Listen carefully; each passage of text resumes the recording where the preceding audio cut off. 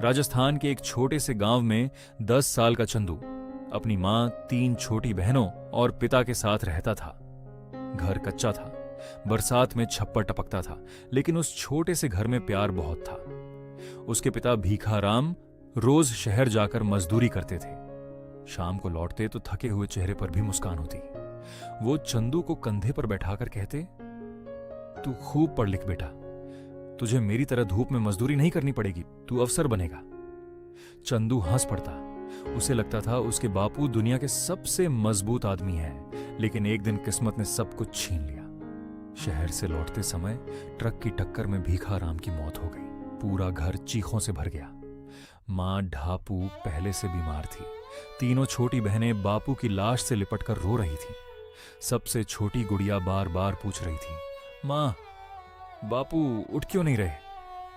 लेकिन ढापू के पास कोई जवाब नहीं था। 10 साल का चंदू एक कोने में खड़ा था, बिल्कुल खामोश।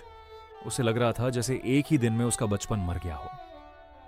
अभी घर में चूल्हा तक नहीं जला था कि गांव के लोग आने लगे। 13वीं धूमधाम से करनी पड़ेगी। मृत्यु भोज नहीं किया तो बिरादरी क्या कहेगी?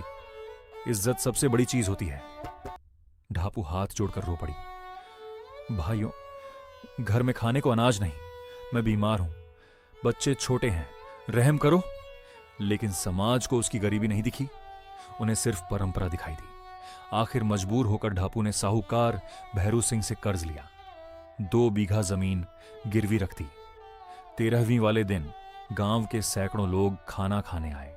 किसी ने 5 पूड़ी खाई, किसी ने 10, लेकिन जाते जाते हर किसी के पास शिकायत जरूर थी। दाल में नमक कम था, मिठाई अच्छी नहीं बनी, पनीर रख देते तो इज्जत और बढ़ जाती। भीखाराम की 13वीं थी, खाना थोड़ा बढ़िया होना चाहिए था। चंदू एक कोने में खड़ा सब सुन रहा था। उसे समझ नहीं आ रहा था कि लोग उसके बापू के लिए दुखी थे या सिर्फ खाना खाने आए थे। उस रात उसने अपनी मां को पहली बार टूट कर रोते देखा। ढापू घर के कोने में बैठी बुदबुदा रही थी, तेरे बापू की चिता की आग भी ठंडी नहीं हुई और हम कर्ज में डूब गए। उस दिन के बाद चंदू ने स्कूल छोड़ दिया। भाग 2 देखने के लिए चैनल को सब्सक्राइब करें और चैनल पर ही वीडियो को सर्च करें।